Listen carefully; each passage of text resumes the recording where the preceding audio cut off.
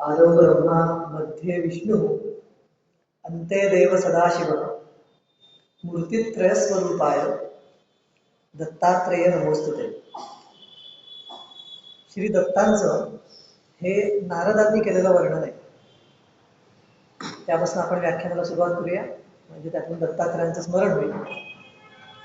या स्मरण ह्या विषयावर आज थोडासा जास्त उहापोह मी करीन, कारण त्याचे लागेबांधे फार लांब लांबवर आहेत.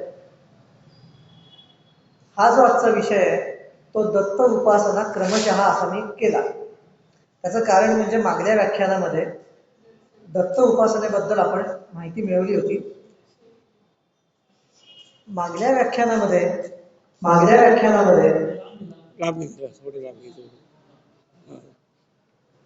व्याख्यानामध्ये आपण काय काय बघितलं होतं ह्याची थोडीशी उजळणी करू आणि मग पुढे जाऊया. ठीक आहे? आवाज येतोय ना व्यवस्थित माझा? ठीक आहे. मागल्या व्याख्यानात आपण महत्वाच्या गोष्टी अशा बघितल्या की वैराग्य या शब्दाचा अर्थ वैताग असा नाहीये, तर वैराग्य या शब्दाचा अर्थ म्हणजे अनुगुणांचा विकास असा आहे, असं आपण शेवटी बोललो होतो व्याख्यानाच्या. आपलं सहमत झालं होतं या विषयावर. त्याच्यासाठी मी स्वातंत्र्यवीर सावरकरांचं उदाहरण दिलं होतं आणि ह्या प्रकारे ते तुम्हाला विशद केलं होतं की एखादी गोष्ट उच्च ध्येयाची आस लागणे मनाला अशी ज्या वेळेला लागते त्यावेळेला त्याच्या खालच्या ज्या गोष्टी असतात त्याबद्दलची आसक्ती आणि अभिलाष आपोआपच नाहीसा होतो. याला वैराग्य असं म्हणतात. यामुळे होतं काय की दुःखातून वैराग्याकडे न जाता मनुष्य प्रसन्नतेतून वैराग्याकडे जातो. आता येतो व्यवस्थित? ठीक आहे.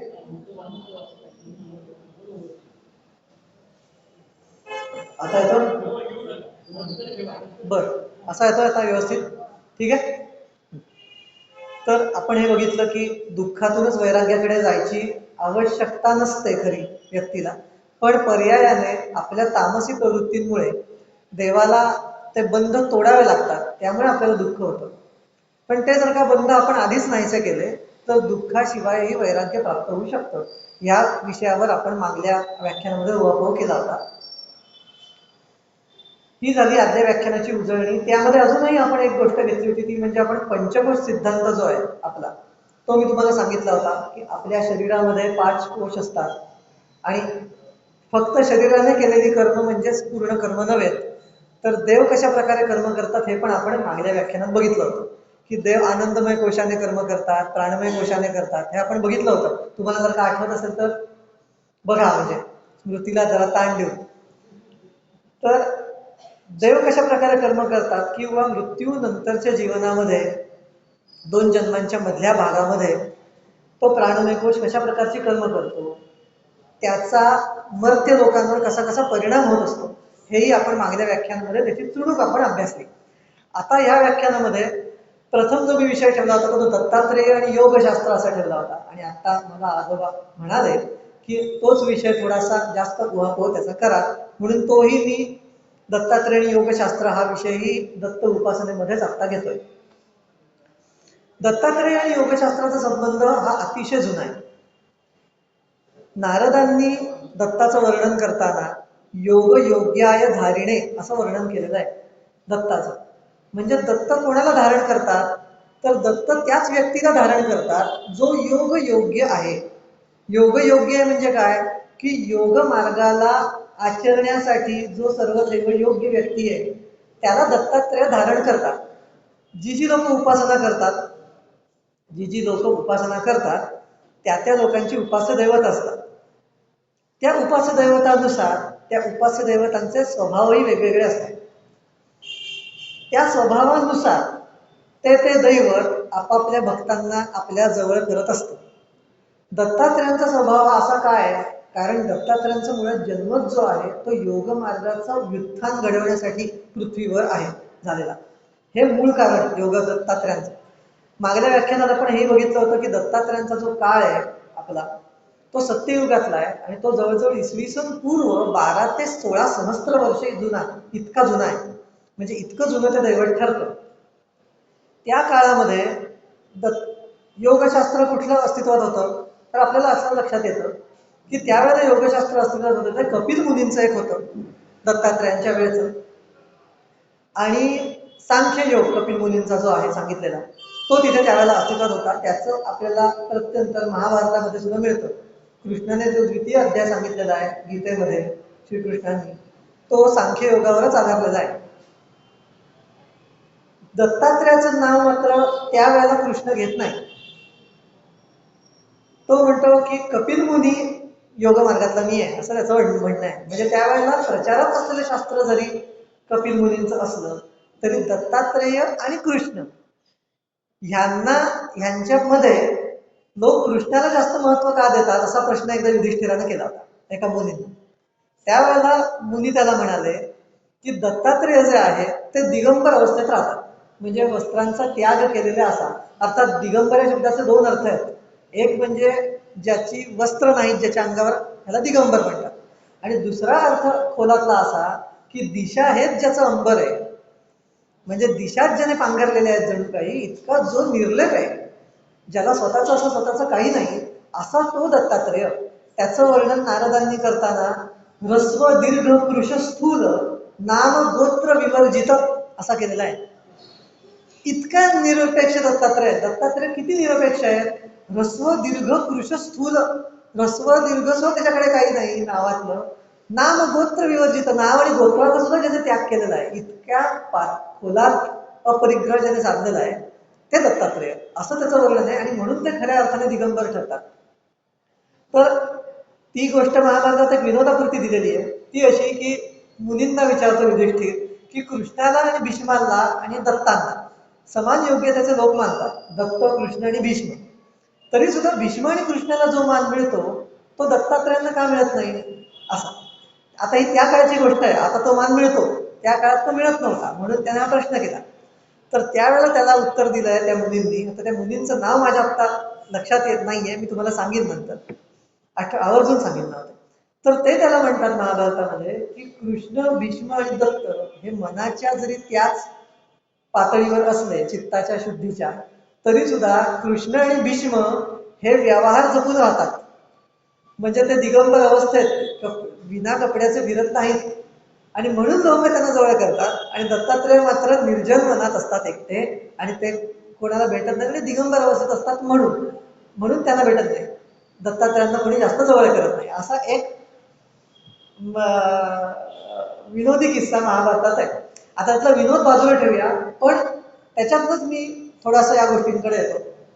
दत्तात्रयांचा एक भाऊ दुर्वास आहे, हे आपल्याला माहिती आहे, बरोबर. त्याला दुर्वास का म्हटलं गेलंय, तर दुःख अधिक वास असा तो शब्द आहे. दु म्हणजे दुःखकर, दुस्सह, जो सहन करण्याजोगा नाही असा. वास म्हणजे ज्यांच्या जवळ केलेला वास सहन करण्याजोगा नाही असा, असे ते दुर्वास, म्हणजे ज्यांच्या जवळ राहणं कठीण आहे असं. दत्तात्रयांच्या दिगंबर अवस्थेमागे आता आपल्याला हे माहिती आहे की दत्त अत्री आणि अनुसूयांकडे थांबले, आणि सोम त्यांचे जे पहिले बंधू आणि थोरले बंधू जे कोण दुर्वास, या दोघांनी ब्रह्माचा अंश आणि शंकराचा अंश दत्तात्रयांमध्ये ठेवला, हे आपल्याला माहिती आहे. आणि स्वतः तपश्चर्येला निघून गेले. त्यामुळे तिन्ही गुण दत्तात्रयांमध्ये आले असं वर्णन आहे. आणि म्हणून आपल्याला दत्ताचा जो फोटो दिसतो किंवा आत्ताचे जे फोटो दिसतात दत्ताचे, त्या 3 तोंड दिसतात. त्याच्या मागे हे कारण आहे की दत्ताला मुळातला जो दत्त आहे तो एकमुखीच आहे, पण त्याच्यामध्ये तिन्ही अंश प्रकर्षाने वास करतात. कारण त्या दोघांनी तपश्चर्येला जायच्या आधी ते अंश त्याच्यात स्थापित केले, असं आपल्याला एक गोष्ट मिळते. या अनुषंगाने जर का आपण विचार केला तर आपल्याला लक्षात येतं की कसे दत्तात्रय त्रिगुणातीत बनतात. त्रिगुणातीत बनण्यासाठी त्या तिन्ही तत्वांवर विजय मिळवणं आवश्यक आहे. आणि आपल्याला हे माहिती आहे की 3 तत्व म्हणजे सत्व, रज आणि तम. आता मी थोडंसं योगशास्त्राकडे येतो या गोष्टीला धरून. योगशास्त्र हे काय आहे, तर प्रथम योगशास्त्रातला जो श्लोक आहे तो म्हणजे योग हा चित्तवृत्ती निरोध, अथ योगानुशासनम हा पहिला श्लोक. दुसरा श्लोक योग हा चित्तवृत्ती निरोध. दत्तात्रयांचं करताना चित्तवृत्ती निरोध का आवश्यक आहे. आता तुम्ही मला प्रश्न केला होता की योगशास्त्राचा आणि दत्तात्रयाचा संबंध कसा. तर आपली सतत मनाची जी धाटणी असते, आता तुम्हाला मी साधी उदाहरणं घेऊन सांगतो. आपण समजा जपाला बसलो, दत्ताच्या जपाला बसलो. आता दत्त उपासना आणि योगशास्त्र असा मी विषय घेतोय, तो नीट आहे. आपण उपासनेला बसलो, आपण जप करायला इथे बसलो. जप करायला बसल्यानंतर काय घडतं, तर आपल्या मनाच्या ज्या वृत्ती आहेत त्या किती सांगितल्या आहेत योगशास्त्रामध्ये? 5 वृत्ती सांगितलेल्या आहेत. वृत्तया पंचतय्या क्लिष्टा अक्लिष्टा असं म्हटलंय. म्हणजे त्या वृत्ती 5 आहेत, क्लिष्ट आहेत आणि अक्लिष्ट आहेत. त्या कुठल्या सांगितलेल्या आहेत? प्रमाण, विकल्प, विपर्य, निद्रा आणि स्मृती. हा, ह्या 5 वृत्ती सांगितलेल्या आहेत. समजा आपण ध्यानाला बसलो किंवा जपाला बसलो तर प्रथम काय घडतं? आपल्याला पहिल्यांदा घडतं ते म्हणजे आसन विजय नसतो. म्हणजे आपल्याला सतत उठावं असं वाटतं, पायालाच काहीतरी होत आहे, मग मी उठतो, मग इकडेच जातो, मग कोणतरी बोलवत आहे.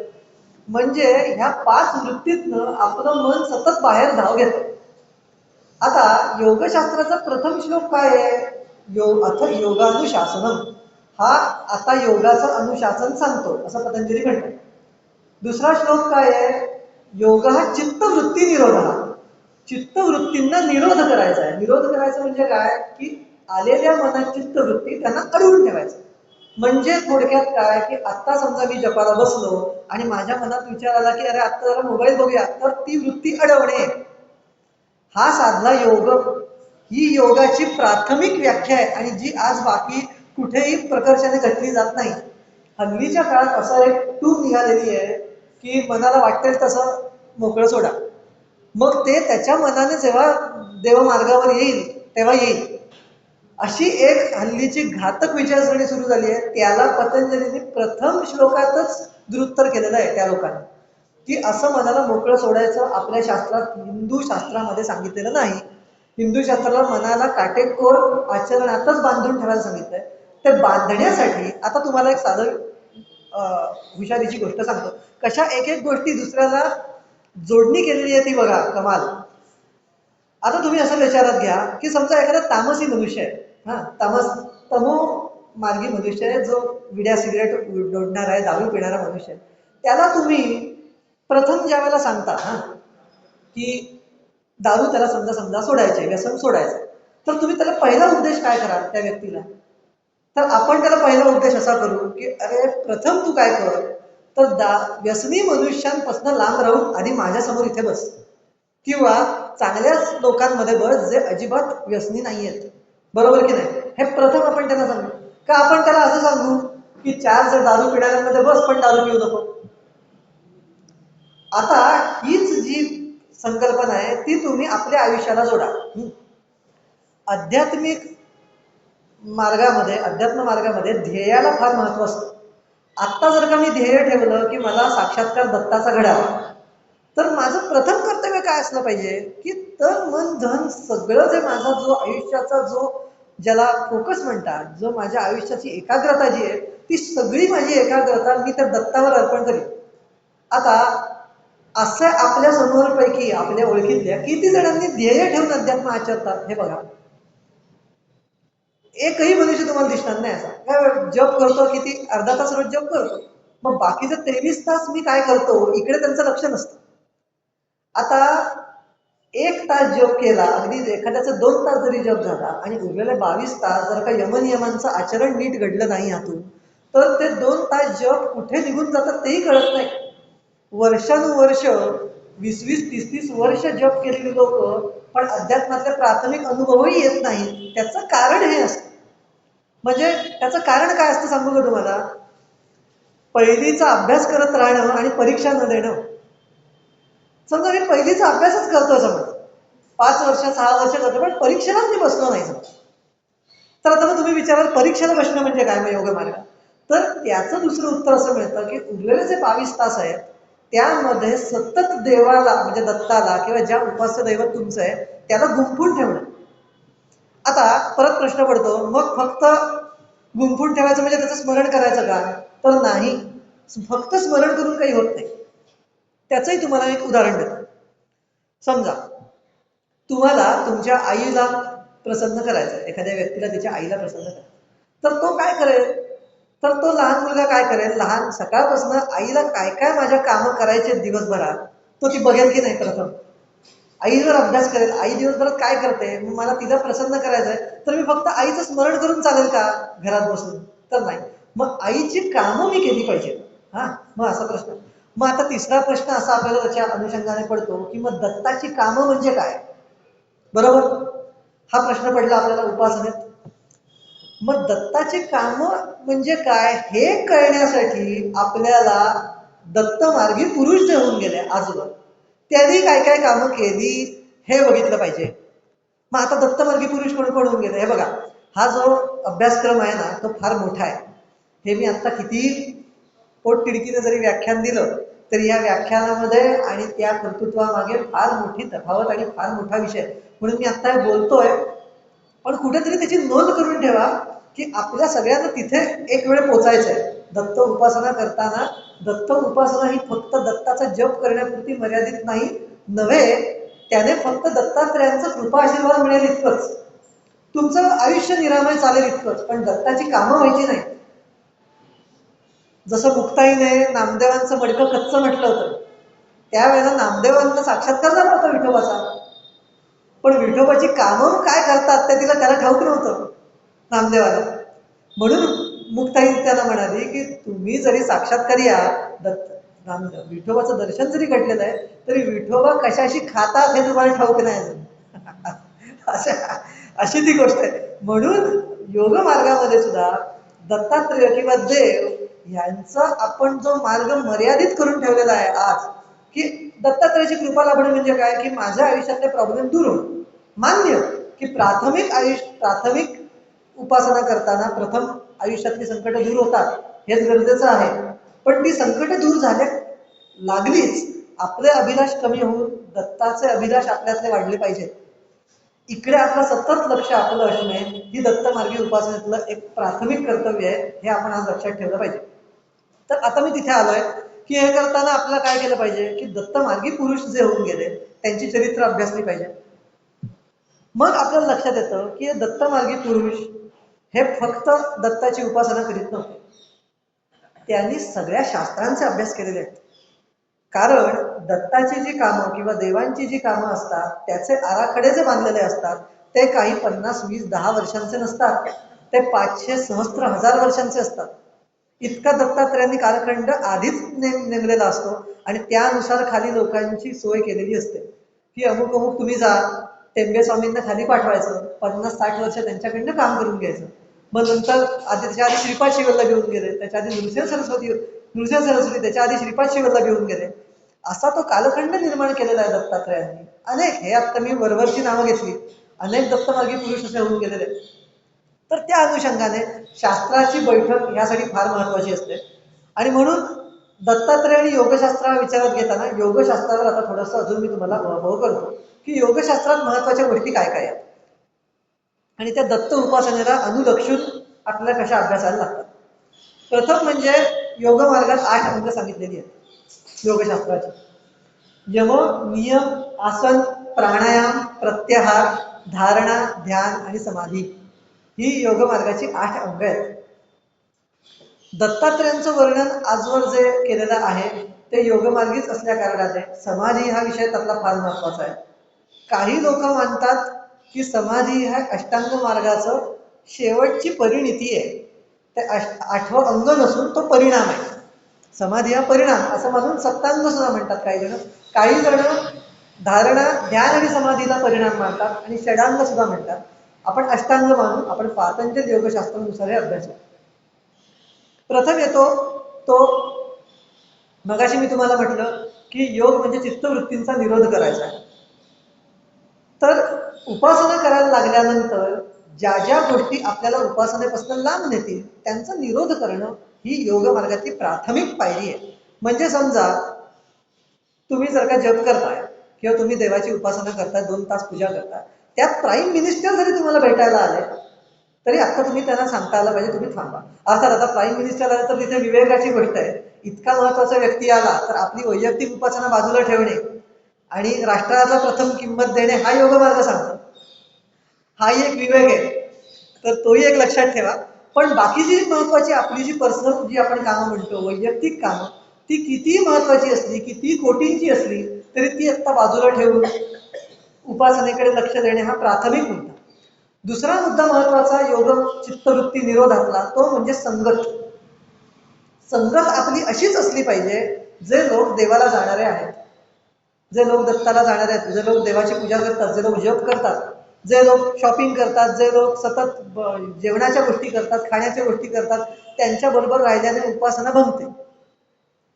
हा हा अगदी प्राथमिक काही मुद्दे आहेत आणि लोकांना वाटतं की ह्या मुद्द्यांनी काय होणार आहे, पण हेच फार महत्वाचे मुद्दे आहेत. म्हणजे एखादा जप करणाऱ्याला जे फळ मिळणार नाही ते फक्त चांगली संगत ठेवल्याने एखाद्याला मिळतं. आणि मी असं गेले 16 वर्ष मी आज पुण्यात येऊन मला झाली 16 वर्ष आज. मी तुम्हाला अभिमानाने सांगतो, माझे सगळे जे मित्र आहेत आज ते सगळे जप करणारे, उपासना करणारे, सगळे निर्व्यसनी आणि सगळे ह्या मार्गातले आहेत. एक जात सगळे. म्हणजे तुम्ही कुठलाही माझा मित्र अभिमानाने मी सांगतो समोर घ्या, त्याला योग मार्गातला प्रश्न विचारा, तो तुम्हाला मी देतो तशीच उत्तर देईल. म्हणजे हे जे लोक म्हणतात की अशी लोक मिळत नाहीत, हे धादांत खोटं विधान आहे. तुम्ही तसे असलात म्हणजे लोक तशी मिळतात. तुम्ही तसे नसलात की लोक तशी मिळत नाहीत. समसमेषु संयोग ही स्पष्ट व्याख्या संस्कृतमध्ये आहे. आपण जसे असतो तसे आपल्या भोवतीचं वातावरण तयार होत असतं निर्मिळ. जर आपल्या आजूबाजूला तशी लोक येत नाहीये तर ह्याचा अर्थ कुठेतरी खोलात आपले अभिलाष अजून शिल्लक आहेत भौतिक, तर ते दूर करायचा प्रयत्न करावा. म्हणजे आपोआप सत्संगती आपोआप येते. ह्या मताचा मी आता झालेलो आहे ह्या अनेक वर्षांच्या अभ्यासात. दुसरी गोष्ट ती म्हणजे यमनियम. यमनियमांना फार महत्व योगशास्त्रात दिलेलं आहे, तर त्याचा थोडासा वैभव करूया. मला वाटतं आदल्या माझ्या व्याख्यानांमध्ये यमनियमांबद्दल मी बऱ्याचदा बोललेलो आहे. यमनियम म्हणजे कुठले? आता यम तुम्हाला माहिती आहे, अहिंसा, हा, अहिंसा, सत्य, अस्तेय, ब्रह्मचर्य आणि अपरिग्रह हे जे 5 यम आणि स्वाध्याय, संतोष, तप, शुची आणि ईश्वर प्रणिधान हे नियम.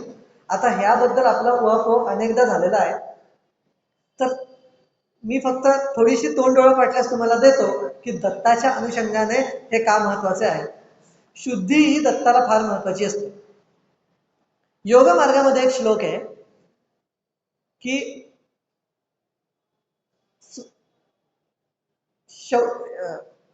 शुद्धी झाली एखाद्या व्यक्तीची, उत्तम शुद्धी झाली की काय घडतं यावर पतंजली म्हणतात, स्वांग जुगुप्सा परैही असंसर्ग, असा एक श्लोक आहे.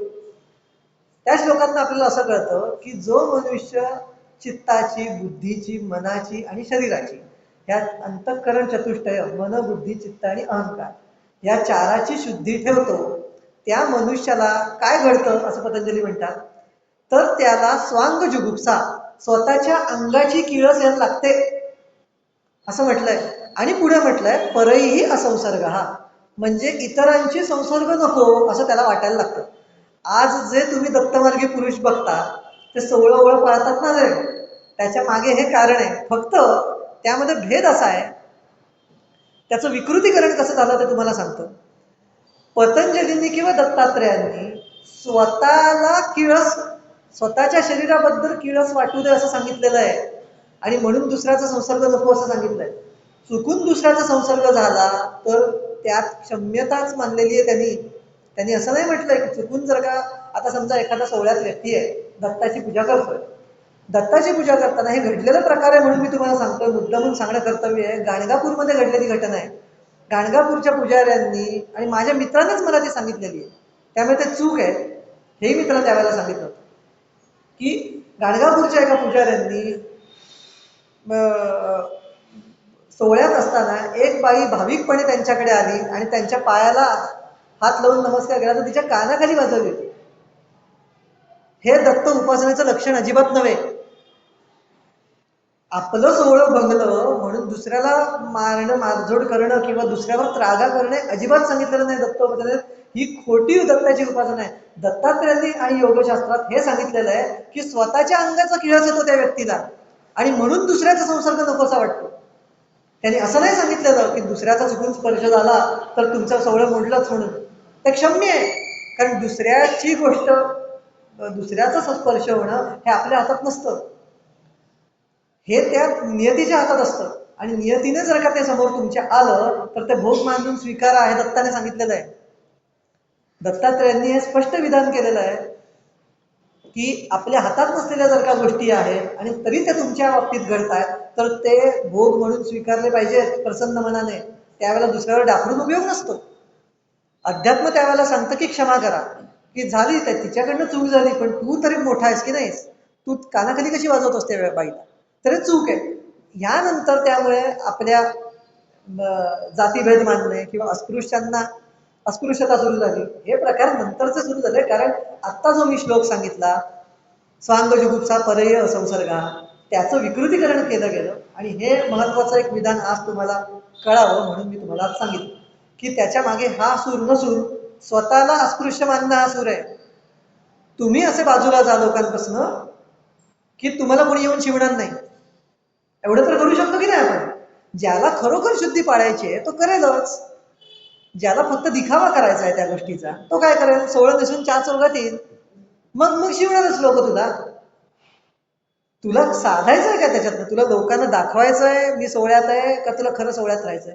आणि खरं जर सोहळं आहे तर मनाचंच सोहळं असतं. हे वरच्या कपड्यांना दत्तात्रयांनी त्या शरीरालाच किंमत दिली नाहीये, कपड्यांना किंमत थोडी देणार आहेत दत्तात्रय. दत्तात्रयांनी किंमत, हा आता तुम्ही विचार कराल की मग पूजेच्या वेळी किंमत आहे का सोहळ्याला? तर आहे. पूजेच्या वेळी सोहळ्याला किंमत आहे, पण बाकीच्या वेळी हिंडता फिरताना तुमचं सोहळं बाधित झालं म्हणून तुम्ही दोष देऊ शकत नाही लोकांना. म्हणूनच आपल्या ह्याच्यामध्ये हिंदू शास्त्रामध्ये धर्मामध्ये चार जे दीक्षा घेतलेल्या आहेत त्यात गृहस्थाश्रम सांगितलेला आहे. गृहस्थाश्रमाला ही बंधनं सांगितलेली नाही, संन्यासाला सांगितलेली आहेत. आणि जर का संन्यास करायचा आहे तर लोकेशना करू नकोस हे स्पष्ट विधान केलेलं आहे. मग तू चातुर्मास कर नदीकाठी जाऊन, तिथे शास्त्र अभ्यास कर, हेच विधान सांगितलेलं आहे. आणि तसं आपल्याला आढळतं टेंबे स्वामींचं. टेंबे शास्त्रींचं जर का तुम्ही उदाहरण घेतलं तर टेंबे शास्त्री आपल्याला वाटतं की अतिशय सोहळ्या वयातले कडक व्यक्तिमत्व, पण टेंबे शास्त्रींना ज्या वेळेला माणगावत होते त्यावेळेला लोक पायाला हात लावून नमस्कार करायचे आणि ते त्यांना करू द्यायचे. इतके ते कृपाळू आणि प्रेमळ व्यक्ती होती. दत्त उपासनेत जो प्रगत झालेला आहे किंवा दत्ताला ज्याने दैवत मानलं गेलेलं आहे ना, त्याचा एक तुम्हाला गुण कायमचा सांगतो, तो कायम लक्षात ठेवा की तो स्वतःबद्दल अतिशय कठोर असतो आणि इतरांबद्दल फार कनवाळू असतो. तो इतरांबद्दल कधीच घट्टपणा धरत नाही, कधीही नाही. म्हणजे मग चूक झाली म्हणून आता त्याला कोडेच मारतो किंवा आता त्याला दुर्लक्षित असं कधी करणार नाही. तो स्वतःला शिक्षा देईल. म्हणून टेंबे शास्त्री किंवा दत्तमार्गी सगळे पुरुष जे होऊन गेले ते कायम स्वतःबद्दल कठोर असत, स्वतःला अनुशासनात ठेवत आणि इतरांबद्दल कायम कृपाळू. तुझी चूक झाली का, ठीक आहे मी तुला प्रायश्चित्त देतो, मग तो विधी कर, मग तू बरा होतो, मग तुला काय हवंय, तुला मग अंगाला देतो, तुला हेच देतो ते देतो, असं करून ते बरं करत असत. तुला कुष्ठरोग झाला का, मग तुझं हे पाप आहे, मग तुझं ध्यानात जाऊन बघतो काय पाप घडलंय मागल्या जन्मी ते सांगतो. अशा पद्धतीची त्यांची उपचार असत आणि कनवाळूपणे ते आपल्या भक्तांचं मार्गदर्शन करत असत. हा एक मुद्दा योगशास्त्र आणि दत्तात्रय या विषयावर घ्यायचा. तिसरा मुद्दा मी मगाशी तुम्हाला म्हटलं तो म्हणजे स्मरण, जो मी प्रथम व्याख्यानाच्या सुरुवातीला म्हटलं होतं की स्मरणावर बोलूया. परवाच मी ह्या व्याख्यानात काय विचार करायचा ह्या अनुषंगाने ज्यावेळेला विचार करत होतो त्यावेळेला ब्रह्मसूत्र ज्यावेळेला उघडली होती व्यासांची, त्यावेळेला चतुर्थ अध्यायामध्ये व्यासांनी अप्राणयत असा एक शब्द वापरलाय. अप्राणयत स्मरणेन असं त्यांनी म्हटलं. म्हणजे काय की जोवर प्राण आहेत माझ्या शरीरामध्ये तोवर मी माझ्या उपास्य देवाचं स्मरण केलं पाहिजे. इतकी त्यांनी त्याची कीर्ती सांगितलेली आहे स्मरण या शब्दाची. आता स्मरण, जप आणि नामस्मरण याच्यात काय फरक आहे तो मी तुम्हाला थोडासा सांगतो, योगशास्त्राच्या अनुषंगानेही सांगतो. योगशास्त्रामध्ये जो जप ह्या विधानावर उहापोह पतंजलींनी केलेला आहे, ज्याचा साधर्म्य दत्तात्रयांची आहे, तो योग मार्गामध्ये सांगितलेला आहे, तो प्रणव सांगितला आहे. हा, तिथे जप हे प्रणव सांगितलंय. प्रणव म्हणजे ओंकार, ओंकाराचाच जप कर असं पतंजलींनी सांगितलेलं आहे योगशास्त्रामध्ये. तो श्लोक कुठला? तस्य वाचक प्रणव. हा कुणाचा वाचक प्रणव आहे तर ईश्वरी शक्तीचं. ईश्वरी शक्ती म्हणजे मूळ शक्ती विश्वामागली, ज्याने हे सगळं विश्व रचलंय. त्याला त्यांनी नाव दिलेलं नाहीये, त्यांनी ईश्वर असं त्याला म्हटलंय पतंजलीने. त्याचा वाचक काय आहे म्हणजे वाचेने जेव्हा बोलला जातो ईश्वर त्यावेळेला कसा बोलला जातो तर तो प्रणवाने बोलला जातो. म्हणजे प्रणव म्हणजेच त्याचा वाचक ईश्वराचा असं पतंजली म्हणतात. तिथे त्यांनी कुठलाही जप श्रीराम जय राम जय जय राम ओम नमः शिवाय दत्त जय दत्त असा कुठलाही दिलेला नाहीये. त्या काळात देव नव्हते असं नव्हे, पण शास्त्राची मर्यादा घालण्यासाठी त्यांनी मूळ जो जप प्रणव हा अंकित केलेला आहे योगशास्त्रामध्ये. आत्ताच्या काळामध्ये मग जप करावा का आणि त्या जपामध्ये आणि योगशास्त्रामध्ये सांगितलेल्या जपामध्ये काय फरक आहे? नामस्मरण म्हणजे काय आणि जप म्हणजे काय? जपाचे प्रकार किती आहेत ह्याच्यावर आपण थोडासा उहापोह करूया. जपाचा पहिला प्रकार जो आहे तो म्हणजे वैखरीने केलेला जप, बरोबर आपण म्हणतो, जो आपण ओम नमः शिवाय किंवा श्री दत्त जय जय दत्त किंवा श्रीराम जय जय राम हा माझ्या वैखरीने म्हणजे आवाजाने जो दिसतोय तुम्हाला ऐकू येतोय तो वैखरीने केलेला जप. दुसरा जो जप असतो तो उपांशू असं म्हटलेलं आहे. उपांशू म्हणजे काय तर फक्त जीभ हलवून मनात जीभ म्हणजे धड मनातही नाही आणि धड पुटपुटतही नाही. उपांशू म्हणजे फक्त आतल्यात जीभ हलते आणि आतल्यात तो जप होतो. हा दुसरा जप सांगितला. तिसरा जप जो सांगितलेला आहे तो म्हणजे मानसिक जप, जो मनात असतो, जो ज्याचा संबंध थोडासा श्वासांशी असतो. आपण श्वास जेवढे घेऊ तेवढा आपला जप झाला पाहिजे असं एक विधान. कारण प्राणाचा आणि मनाचा फार महत्वाचा संबंध योग मार्गामध्ये आहे म्हणून तो सांगितलेला आहे. मग आता आपल्याला प्रश्न पडतो स्मरण आणि जपामध्ये काय फरक आहे? बरोबर की नामस्मरण आपण म्हणतो आणि जपही म्हणतो, हे दोन्ही शब्द वापरले जातात. मग नामस्मरणामध्ये आणि जपामध्ये काय फरक? तर जपामध्ये जी अनुवृत्ती आहे ती नामाची आहे. म्हणजे काय आहे की त्या देवाचं नाव हे आपण जप करताना घेतो. कधी कधी असंही घडतं की जप करताना जे नाव घेतो त्यावेळेला त्या देवाचं आपल्या मनात स्मरण नसतं, फक्त जप होत असतो. असं अनेकदा घडतं. सुरुवातीला अनेकदा घडतं की नाही, की जो व्यक्ती समजा आपण एखादं काम करतोय तर काम करता करता आपण जर का मनाला सवय लावतो तर आपण जप करू की नाही? वाणीला सवय लावायला, शरीराला सवय लावायला म्हणून जप करतो. तर जपामध्ये आणि स्मरणामध्ये हा फरक आहे की स्मरण ज्या वेळेला करतो त्यावेळेला त्या स्मरणाची अनुवृत्ती जी असते ती कशी असते तर त्या देवाचं कर्तृत्व आपल्या मनात समोर राहतं उभं. म्हणजे ज्या वेळेला तुम्ही दत्ताचं स्मरण कराल त्यावेळेला दत्ताने काय काय केलं याचं स्मरण तुम्हाला घडलं पाहिजे. म्हणजे त्याच्या अनुषंगाने कार्तवीर्य अर्जुन, त्याच्या अनुषंगाने आपला अलर्क, यदू, परशुराम ह्या सगळ्यांशी झालेला संवाद, योगशास्त्र, टेंबे स्वामी हे सगळे तुमच्या मनात उभे राहिले पाहिजेत आणि तुमचं सगळ्यांचं त्या पूर्ण भागाचं स्मरण तुमच्याकडनं घडलं पाहिजे. ह्याला म्हणतात नामस्मरण. कारण नामस्मरणाच्या अनुषंगाने त्या स्मरणाने अनुवृत्ती मनाची तयार होते आणि अख्खी मालिकांच्या मालिका उभी राहते. त्या वृत्तीला मनाच्या पातंजल योगशास्त्रामध्ये ज्योतिषमती असं म्हटलेलं आहे. आणि त्या ज्योतिषमतीबद्दल वर्णन काय केलंय पतंजलींनी? योगमार्ग आणि दत्तात्रय अनुषंगाने मी तुम्हाला परत सांगतो की त्यांनी का हे वर्णन केलं. ज्योतिषमती त्या वृत्तीला, ज्योतिषमती वृत्तीला सा ज्योतिषमती मनसा स्थिती निबंधिनी असं म्हटलेलं आहे. म्हणजे ती वृत्ती, ज्योतिषमती ही वृत्ती मनाच्या वृत्ती नीट बांधून ठेवणारी असते. आता कशी वृत्ती बांधते ते मी तुम्हाला सांगतो. नामस्मरणाने का असा फायदा होतो आणि देवाच्या चरित्राचं सतत मनात चिंतन केल्याने आपला कसा परिणाम होतो ते तुम्हाला सांगतो. समजा मी टेंबे शास्त्रींचं चरित्र वाचलेलं आहे. हा, टेंबे शास्त्रींचं चरित्र मी नीट वाचलंय आणि मला टेंबे शास्त्रींसारखं बनायचंय. आज अगदी नाही, काही जन्मांमध्ये बनायचंय. मी जसं मगाशी तुम्हाला म्हटलं की अध्यात्मामध्ये सुद्धा एक ध्येय ठेवणं गरजेचं असतं. जसं आपण भौतिकांमध्ये ध्येय ठेवतो की नाही, की अमुक अमुक वर्षी मला चार्टर्ड अकाउंटंट व्हायचंय, अमुक अमुक वर्षी मला इथे ह्या CEO व्हायचंय, पोझिशनला मॅनेजर व्हायचंय, अशी ध्येय असतात की नाही.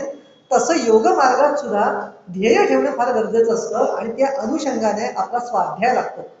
स्व अध्याय म्हणजे स्वतःचा अभ्यास स्वतःचा करावा लागतो. तर तो कसा करायचा मी ते तुम्हाला सांगतो. ज्या वेळेला मी टेंबे शास्त्रींचं चरित्र वाचतो त्यावेळी मनात माझ्या काय भाव येतात की केव्हा तरी मला यांच्यासारखं बनता आलं पाहिजे.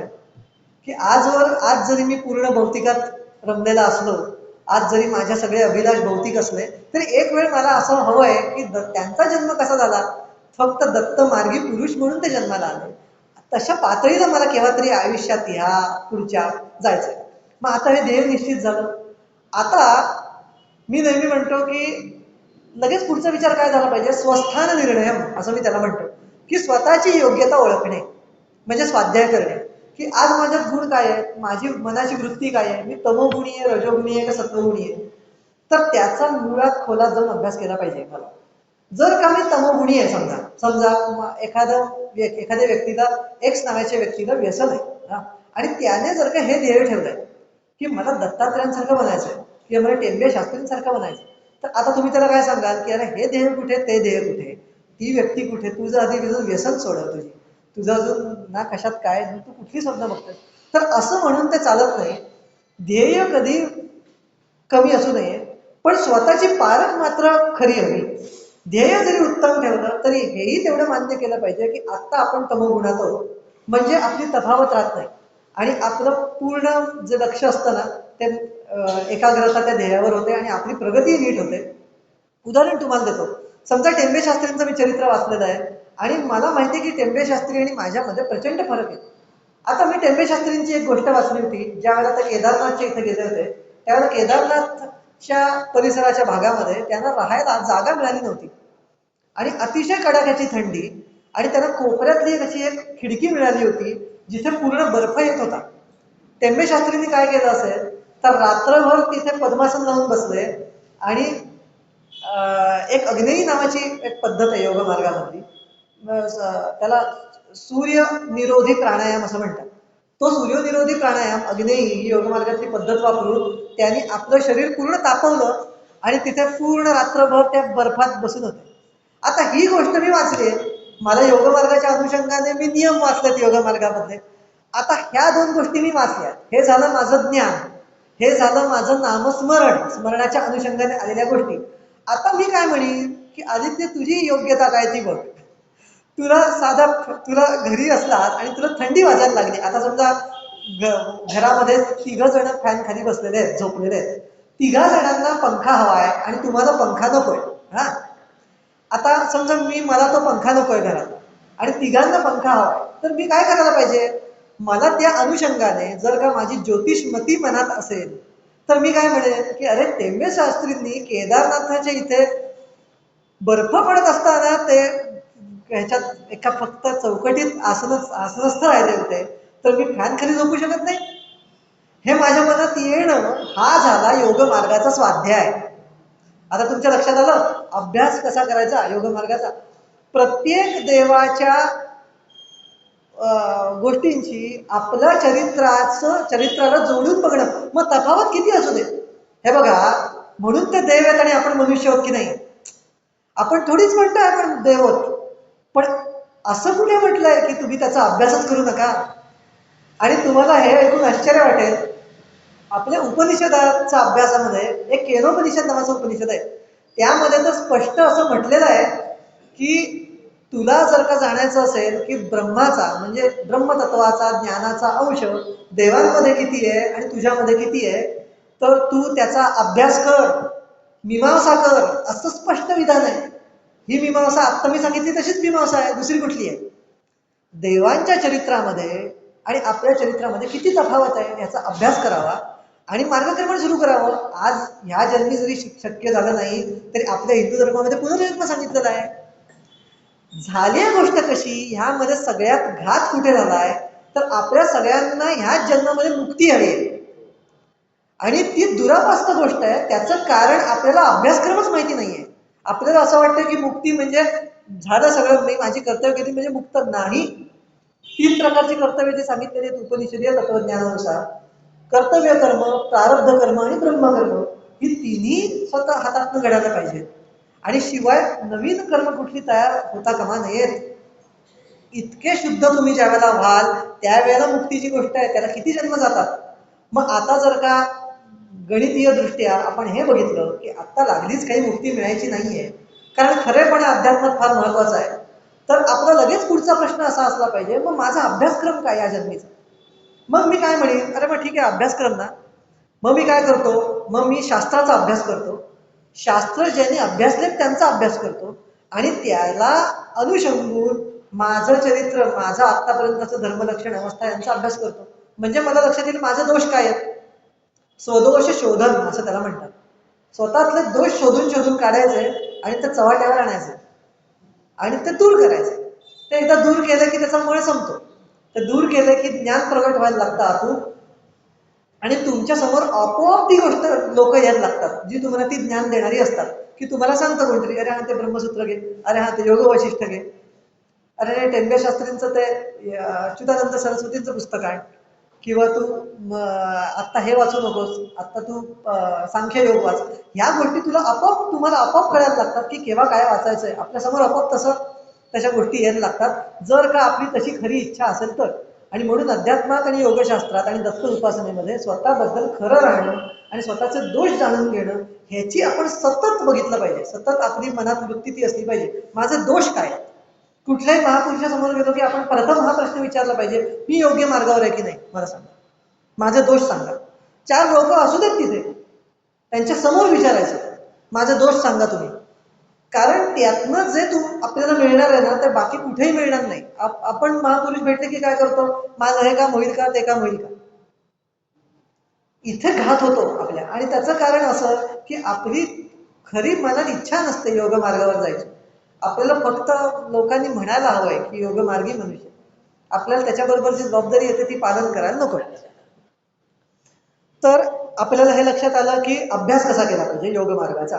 योग मार्गाचा अभ्यास करताना आपण शास्त्राचा आणि चरित्रांचा अभ्यास करून स्वदोषी शोधन केलं पाहिजे, यमनियम आचरले पाहिजेत, म्हणजे दत्ताची उपासना नीट घडते. त्याच्यासाठी स्मरण, नामस्मरण, जप ह्याच्यातला फरक आपण बघितला. तिसरा, चौथा, पाचवा अजून अनेक प्रश्न आपल्याला ह्या बाबतीत पडतात दत्त उपासनेमध्ये. तर त्या अनुषंगाने अजून एक प्रश्न लोकांना असा पडतो की दत्ताचे जे पुढचे जे पुरुष मार्गी होऊन गेलेले आहेत, दत्त मार्गी पुरुष जे होऊन गेले, स्वामी समर्थ म्हणा, श्रीपाद श्री वल्लभ म्हणा, त्यांच्यामध्ये फरक कसा आहे. म्हणजे आता स्वामी समर्थांना देव मानतात, टेंबे स्वामींना योगी मानतात. तर हा जो फरक आहे, हा फरक किंवा दत्त मार्गी पुरुष ओळखायचा कसा, की कुणाला अवतार मानायचा, म्हणजे मूळ दत्ताचा जो संबंध आहे तो एखाद्या व्यक्तीशी ओळखायचा कसा, की हा व्यक्ती योगमार्गी आहे ओळखायचं कसं. तर त्याच्यासाठी श्वेताश्वेतरूप नावाचा एक उपनिषद आहे. तर त्याचा मी थोडासा उल्लेख घेतो. काही लक्षणं तुम्हाला सांगतो, ती लक्षणं ज्या व्यक्तीमध्ये दिसतील तो व्यक्ती तुम्ही ओळखा की तो योगमार्गी मनुष्य आहे. आणि इतर नाहीच असं समजा, इथे हो की नाही अशी दोनच उत्तरं आहेत. तो व्यक्ती किती मोठा असू दे, तो जर का त्या लक्षणांमध्ये बसत नसेल तर तो, नाहीतर मग शास्त्र चुकीचं मानलं पाहिजे, हे तरी मान्य केलं पाहिजे. आता हे जे मी सांगणार आहे त्याने अनेक जणांच्या मनात जे गुरुभाव असतील लोकांचे ते डगमगू शकतात, पण माझं सांगणं कर्तव्य आहे आणि म्हणून मी तुम्हाला सांगतोय ती लक्षणं बघा. ज्यांना तुम्ही गुरु मानलेला आहे त्यांच्यामध्ये किती लक्षणं आढळतात हे तुम्ही बघा, त्यानुसार अभ्यास करा. प्रथम लक्षण त्यांनी सांगितलेलं आहे, तो श्लोक असा आहे. मी तुम्हाला श्लोक सांगण्यापेक्षा सरळ लक्षणच सांगतो कारण त्यात वेळ जाईल. प्रथम लक्षण जे योगशास्त्रात दत्तात्रयांनी सांगितलेलं आहे ते म्हणजे इंद्रियांचं चांचल्य जातं. त्या व्यक्तीचं इंद्रियांचं चांचल्य जातं, तो एका जागी 2 तास बसू शकतो शांतपणे अभ्यास करत. जे तुमचे गुरु आहेत ते तुमचे गुरु 2-2, 3-3 तास आसनस्थ होऊन एखादं अभ्यास करतात का हे आपण शहानिशा केली पाहिजे. त्यांचं चांचल्य गेलेलं आहे का हे बघा. दुसरी गोष्ट त्यांनी सांगितली आहे ती म्हणजे त्याच्या अंगाला सुवास यायला लागतो, हे स्पष्ट सांगितलेलं आहे. जो योगमार्गी मनुष्य आहे, जो उपासनेत वर गेलेला आहे, जो गुरुपद मिळवलेला आहे, ज्याची अगदी कुंडलिनी जागृती झालेली आहे, त्याच्या अंगाला सुवास यायला लागतो. तर आपण ज्यांना गुरु मानलेला आहे त्यांच्या अंगाला किंवा त्यांच्या आजूबाजूला सुवास येतो का हे पण करणं गरजेचं आहे, शहानिशा करणं गरजेचं आहे. आणि हे मी सांगत नसून उपनिषद सांगतात, हे मी मंच सांगत नाहीये. मी तुम्हाला उपनिषदाचा तो श्लोकही सांगितला. आणि ज्यांना अगदीच उहापोह करायचा आहे त्यांनी टेंबे शास्त्रींनी जो दत्त महात्म्य नावाचा ग्रंथ लिहिलेला आहे त्याचा 32वा अध्याय उघडून बघा घरी गेला की. 32व्या अध्यायामध्ये स्पष्ट योगमार्गी पुरुषाची लक्षणं दिलेली आहेत की प्राथमिक लक्षणं काय काय आहेत. तिसरं त्यांनी सांगितलंय की तो निरोगी असतो, तो आजारी पडत नाही. आपले जे आपण ज्यांना गुरु मानलेलं आहे ते आजारी जर का पडले असले तर लिहून घ्या की त्यांचं सत्व हळूहळू क्षीण होतं. अजून एक गोष्ट आहे की असा मग प्रश्न पडतो की सत्पुरुषाला आजार येतात, मग ते येतच नाहीत का? तर येतात, पण त्यांचं समाधी भंगत नाही, हे लक्षात घ्या. टेंबे शास्त्रींचं याच्यावर उदाहरण तुम्हाला देतो. टेंबे शास्त्रींना ज्या वेळेला अंतिम दिवशी, शेवटच्या दिवशी अतिसाराचा त्रास झाला होता, पण त्या अतिसाराचा त्रास होत असून सुद्धा त्यांनी समाधी लावून दाखवली. मग तुम्ही हे प्रयत्नाने बघा की आपल्या गुरुला समाधी लावता येते का, आणि हालात त्रासात असताना सुद्धा योगांग त्याची व्यवस्थित आहेत की नाही, धारणा ध्यान समाधीमध्ये त्याचं चित्त पूर्ण बसलेलं आहे की नाही. त्याचं कारण असं की ज्या वेळेला ह्या लोकांना, ह्या महापुरुषांना संकट येतात किंवा रोगराई अंगावर झेलायला लागते, त्यावेळेला ते आपल्या शरीरापासून इतके विलग झालेले असतात की त्यांना ते रोग झाला तरी त्याची क्षती नसते, हा त्याच्या मागला भाव आहे. आणि त्यामुळे समाधीमध्ये विक्षेप येत नाही. त्यामुळे हे बघितलं पाहिजे की आपला जो गुरु आहे तो त्रास झाल्याने चिडचिड करतोय का. चौथी गोष्ट चपळता सांगितलेली आहे. तो व्यक्ती जाड नसतो. चपळता सांगितलेली आहे योग मार्गात. दत्तात्रेय संप्रदायामध्ये चपळतेला फार महत्व आहे. अतिशय चपळता म्हणजे कशी की जडत्व त्या व्यक्तीला कमी असतं. वासना जडत्व किंवा देहाचं जडत्व, स्थूलत्व त्या व्यक्तीकडे नसतं. तो व्यक्ती झटझट उठून कामं करत असतो. झपाझप चालतानाची त्याची ही सुद्धा तेजस्वी असते असं सांगितलेलं आहे. जर का तुमचे गुरु असे बसलेले आहेत, पाय ठेवलेले आहेत, तर ते गुरु त्यांनी लक्षणं गमावलेली आहे, ते लक्षात ठेवा. नाहीतर मग शास्त्र चुकीचं मानायला लागेल, हे तरी मान्य केलं पाहिजे. पाचवं लक्षण अजून सांगितलेलं आहे, ते म्हणजे गंधो शुभो. हे मी तुम्हाला सांगितलं. मूत्र पुरुषम अल्पम असं म्हटलेलं आहे. म्हणजे शौच आणि मूत्र याचं प्रमाण कमी होतं त्या व्यक्तीमध्ये. त्या व्यक्तीला शौचाला आणि मूत्राला, त्याचं कारण म्हणजे सगळं जे खातो ते पचतं, अंगी लागायला लागतं. कारण शौच आणि मूत्रामध्ये वाईट गोष्टी टाकल्या जातात, त्याच्या शरीरात वाईट गोष्टच निर्माण होत नाही. त्याचं शौच आणि मूत्राचं प्रमाण कमी होत आहे. आणि ही सगळी जी लक्षणं दिलेली आहेत, योग प्रवृत्ती प्रथमा वदंती असं म्हटलंय. ही योग मार्गाची प्राथमिक लक्षणं आहेत. आता बोला, ही जर का प्राथमिक लक्षणं असतील तर वरची लक्षणं काय असतील याचा विचार फक्त बोललेलंच बरं त्याच्याविषयी. तिथे कोणी दिसतच नाहीत, हिंदुस्थानामध्ये कोणी नाही आज, मी सांगतो. असतील तर तिकडे हिमालयात जर का बसले असले तर तिथे सुद्धा काय माहिती असतील की नाही. कारण तिथे बसून सुद्धा काय करतात हा प्रश्नच आहे मोठा. इथे सगळ्या गोष्टी गरजेच्या असताना येणं, पण ते जाऊ. पण ही प्राथमिक लक्षणं आज तुम्ही गेला की आपल्या गुरुमध्ये मनाने चेक करा. आता दुसरा प्रश्न असा की मग त्यांना गुरु मानायचंच नाही का, तर माना तुम्ही, पण शास्त्राला मुख्य गुरु माना आणि त्यांच्याशी ह्या गोष्टींवर चर्चा करा. या गोष्टींवर जो तुमच्याशी चर्चा करेल आणि तुम्हाला सांगेल की माझ्यात हे लक्षण खरोखर नाही, तो खरा गुरु आहे. कारण गुरु खोटं बोलणार नाही तुमच्याशी. कारण उपनिषदीय विधान आहे की उपनिषदात सुद्धा हे विधान केलेलं आहे मोठ्या ऋषींनी की आमच्या गुरूंचे दोष तुम्ही स्वीकारू नका, गुण तेवढे घ्या. खरा गुरु जो असेल ना, तर हे तुम्ही त्यांच्याशी बोलल्यानंतर मान्य करेल आणि म्हणेल की माझ्यात ते गुण नाहीत, अजून मला बराच पल्ला गाठायचा आहे. हा खरा गुरु, तो खरं खरं सांगेल. पण आपल्या ठिकाणी हल्ली झालंय काय, सिद्धी कमी आणि बोलणं जास्त आणि शास्त्राचा अभ्यास कमी असं झालेलं आहे. आणि शिष्य मंडळी गोळा करून समोर बसायची. शिष्य येतात कारण लोकांना गरज असते, माझं हे काम म्हटलंय ते काम म्हटलंय. मग एक श्रद्धा ठेवली म्हणजे त्याचं काम होतं, मग त्याला वाटतं गुरु श्रेष्ठ. पण उहापोह कुणी करत नाही दत्त मार्गाला अनुसरून. तो उहापोह आज गरजेचा आहे. ही गोष्ट मी वासुदेव निवास मध्ये सुद्धा बोललेलो आहे. ते वासुदेव निवास जे आपल्या इथे पुण्यामध्ये, तिथे सुद्धा मी शरद म्हणून तिथे आहेत, त्यांच्याशी सुद्धा या गोष्टीवर मी बोललेलो आहे की हे कसं काही तिथे कसं काही घेतलं जात नाही. या गोष्टी, त्या गोष्टी तिथे घेतल्या गेल्या पाहिजेत ना. शास्त्राभ्यास अशा पद्धतीने व्हायला नको का, नाहीतर ते शास्त्र पाण्यातच राहणार. असंच सगळे गुरु आपल्याला भेटायचे, हे असं होता कामा नाही. आपल्याला आज योग मार्गात प्रगत गुरूंची गरज आहे, जे बाप दाखवण्याचं श्राद्ध घाल असे दाखवून देतील प्रमाण. दर्शनात ऋषी अशी व्याख्या आहे, त्यानुसार आज आचरणाची गरज आहे. तर दत्तात्रेय हा विषय हाताळताना इतके विषय आपल्याला हाताळायला लागतात.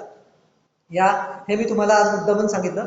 यामध्ये कुणाचाही अवमान करायचा नसून शास्त्राला मोठं करण्याचा माझा हा जो सगळा जो प्रयत्न आहे की पूर्व प्रतिष्ठा शास्त्राला मिळवून देण्यासाठी माझं सगळं चाललेलं आहे.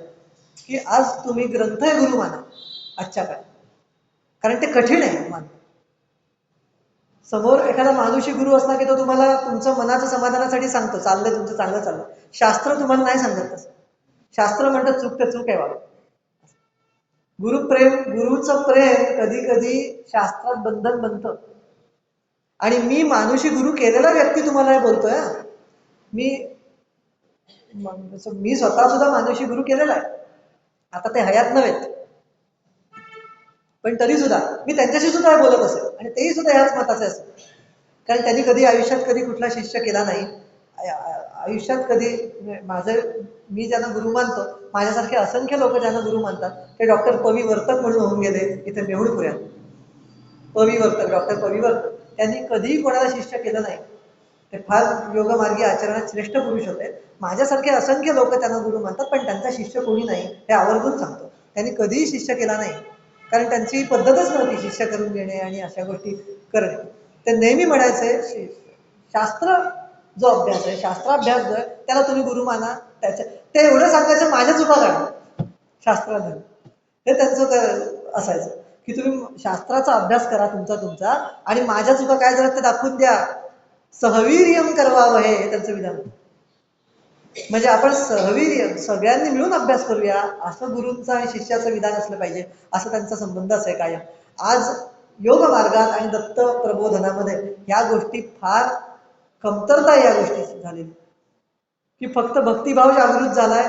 आणि ह्याच्या मागे सगळे आता मी एकाच फक्त नाव घेत नाही, पुण्यातले आज जे जे मठ आहेत, आज पुण्यातले जे जे तिथे शास्त्राची चर्चा होत नाही.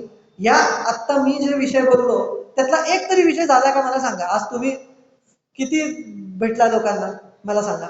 एकाने तरी तुमच्याशी श्वेताश्वेतरूपाची चर्चा केली होती? एकाने तरी योगशास्त्राची का नाही हो केली? आणि आज ह्या सगळ्यांनी आपण विचारलं पाहिजे प्रत्येक गुरुला आपल्या की मला तुमच्याशी चर्चा करायची आहे. म्हणजे तो गुरु ना, म्हणजे ते तुम्हाला काय करतील, ते शास्त्र समजावून सांगतील. तर माझा तुम्हाला सगळ्यांना अनुरोध आहे की तुम्ही तुमच्या गुरुंना हे जे आज मी विषय मांडलेत ते त्यांच्याशी जाऊन बोला. म्हणजे ते गुरु तुम्हाला त्यांच्या माझ्यापेक्षा उत्तम जास्त समजावतील त्यांच्या अनुभवातून, कारण त्यांना त्याचा प्रत्यक्ष अनुभव असेल. मी आता तुम्हाला सांगतो ते पुस्तकी ज्ञान, तुम्हाला ते सांगतील ते अनुभवजन्य ज्ञान सांगतील आणि तुमचा विकास करतील याची मला खात्री आहे. तर एवढं बोलतो आणि आजचं जे व्याख्यान आहे दत्तावरचं ते मी थांबवतो. तुम्हाला जर का अजून काही प्रश्न असतील तर मला सांगा. व्याख्यान झाल्यानंतर आपण ते पुढच्या ह्याच्यात घेऊ व्याख्यानामध्ये. ह्याला अनुलक्ष कुठले काही प्रश्न असतील तर, कारण हा विषय खूप मोठा आहे. हा किती झाला तरी संपायचा नाही, उपासना हा विषय. पण ती अशी करायला लागते ह्याची मी फक्त तुम्हाला एक चुणूक म्हणून हे व्याख्यान दिलं, बाकी काय नाही. मी आज खरं काही बाकी नाही हीच मग जर हीच चूक होईल प्रथम, मग विषयच संपला. आपल्या लोकांचं काय माहितीये का, जरा कुठे ज्ञान प्रगट होताना दिसलं ना की त्याला गुरु म्हणतात. तुम्ही ती लक्षणं माझ्यात चेक करा ना, ती नाहीत माझ्यात लक्षणं, मग कसं काय गुरु? म्हणून आपल्या हिंदू धर्माची एक घाणेरडी गोष्ट आजची झालेली आहे, आपण गुरुत्व फार लवकर देऊन जातो लोकांना. ते थांबवलं पाहिजे हिंदू माणसाने. स्वतः अभ्यास करण्याची कुवत प्रत्येक हिंदू माणसामध्ये आहे आणि पूर्वीही होती, आजही आहे. आपल्या हिंदू धर्मामध्ये मानुषी गुरु करण्याची पद्धत पूर्वी नव्हती. प्रत्येकाला गुरु मानत असत. आणि म्हणून तुम्ही बघा हो, एक तुम्हाला थोडासा विषय वाढवतो या अनुषंगाने, तुम्ही काढला. दत्तात्रेय जे गुरूंचे गुरु आहेत त्यांनी गुरु कोणी केले हो? 24 गुरु जे केले त्यातला एक तरी गुरु मानुषी आहे का? तुम्ही सांगा. त्यावेळेला कुठले ऋषी नव्हते? त्यांचे स्वतःचे जे गुरु होते वडील अत्रि ऋषी, त्यांचं सुद्धा ते 24 मध्ये नाव नाहीये. आहे का सांगा मला, का नाही हो? हा विचार करण्यासारखी गोष्ट आहे की नाही? प्रत्येक दत्ताने जो गुरु केलेला आहे तो निसर्गातूनच केलाय. मुंगीला केलाय, पालीला केलाय, पालीला आपल्या कोणाला कबुतराला केलाय, आकाशाला केलाय, पृथ्वीला केलाय, सूर्याला केलाय. बरोबर की नाही? म्हणून गुरु मानताना ना अशाच व्यक्तीला मानूच नाहीये, तत्वाला मानावं आणि उपासना चालू ठेवावी. माझं म्हणणं आहे सगळ्यांनी दत्तात्रयांना गुरु मानावं, मूळ दत्ताला. टेंबे स्वामी हे सुद्धा आधारभूत आहेत. टेंबे स्वामींची मदत, टेंबे स्वामी आपल्या सगळ्यांचे सहअध्यायी आहेत. ह्या मार्गामध्ये शास्त्रानुसार बोलायचं झालं तर. कारण टेंबे स्वामी स्वतःला गुरु मानित नसत कधी, ते नेहमी दत्ताकडेच बोट करत असत. कारण मी स्वतः त्यांचं चरित्र वाचन अभ्यास केलेला आहे. टेंबे स्वामींनी कधीही असं गुरुत्व स्वतःकडे घेतलेलं नव्हे. ते कायम म्हणायचे चालविता दत्त आहे, त्यांच्याकडे तुम्ही जा, त्याच्या कृपेने होत आहे. कधीही म्हणाले नाही, कधीही आपल्या लोकांनी गुरुत्व घेतलेलं नाही. आणि म्हणून माझं म्हणणं आहे की मानुषी गुरु कधी कोणी करू नये. आणि तुम्हाला अजून एक सांगतो, मानुषी गुरु केला नाही आणि दैवी गुरु केला ना, की ज्या वेळेला तुमची तयारी होते ना ह्या मार्गावर, त्या वेळेला योग्य मानुषी गुरु तुम्हाला आपोआप भेटतो. शोधत जायची गरजच नसते. जो समोर व्यक्ती येते ना, तो तुम्हाला काही असं सांगून जातो ज्याने तुमची पुढची प्रगती होते. तोच गुरु. म्हणजे तुम्ही जिथे अडलेले असताना तिथे तुम्हाला उत्तर मिळतं. म्हणजे समजा एखादा यमनियम आचरतोय आणि तो यमनियम आचरताना त्याचं समजा अपरिग्रह नीट पूर्ण होत नाही, तर मध्येच कोणीतरी येऊन सांगतं आणि म्हणतात अरे बास की आता किती कपडे घेतोस, बास करा. हा झाला गुरु त्याचा.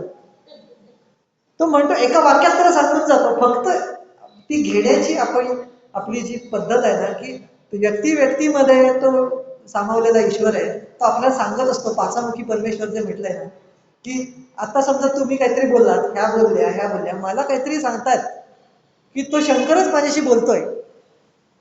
हे सगळं जे विश्व जे आहे ना, ते तुमच्यातले दोष बाजूला करायला चाललेलं आहे.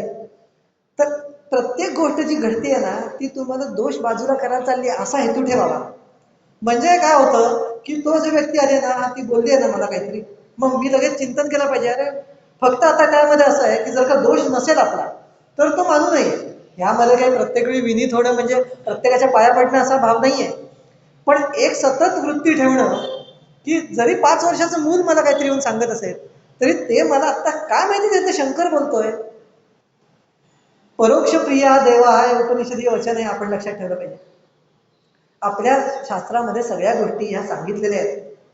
आणि म्हणून माझा सगळ्यांना आग्रह आहे की कोणीही मानुषी गुरु, आता ज्यांनी मानुषी गुरु केलाय ना त्यांना गुरु माना तुम्ही, पण त्यांच्याही वरचे गुरु आहेत असं ठरवा. माझं काय म्हणणं आहे, आपल्याला 5वीत एक असतो की नाही शिक्षक, 10वीत एक असतो, 12वीत असतो, डिग्रीला पण असतो. आता डिग्रीचा शिक्षक ज्या वेळेला तुम्ही करत असता त्यावेळेला तुम्हाला समजा 5वीचा शिक्षक आला तर तुम्ही त्याचा अनादर करता का? नाही. इथे अनादर करण्याची गोष्ट नसून मला पुढचे शिक्षक पण मिळत आहेत ही गोष्ट त्याच्यामध्ये आलेली आहे असं लक्षात ठेवा. की मला आता हे तुम्ही शिकवताय ते बरोबरच आहे. गुरुजी जे तुम्हाला आता तुम्ही जे गुरु मानवी केलेले आहेत, म्हणजे वासुदेव निवासला गुरु जे तुमचे असतील किंवा इथे दत्त मठात असतील तुमचे गुरु, जे कोणी मानलेले असतील, गजानन महाराज असतील, टेंबेश असतील, त्यांच्याकडनं घेऊन करायचंच आहे उपासना. पण त्याच्या बरोबरीने त्यांनी कोणाची केली तर शंकराची केली का मग मी तेही अभ्यास जेणेकरून मी आज ना नाही उद्या पुढच्या जन्मात तुमच्या पातळीला येईल असं माझं ध्येय आहे, असं म्हणणं आहे त्याच्या मागे. आलं ना लक्षात काय म्हणतोय? असा सगळ्यांनी अभ्यास केला पाहिजे असं म्हणून मी आता हे व्याख्यान थांबवतो, कारण आता उशीर होईल. हा धन्यवाद.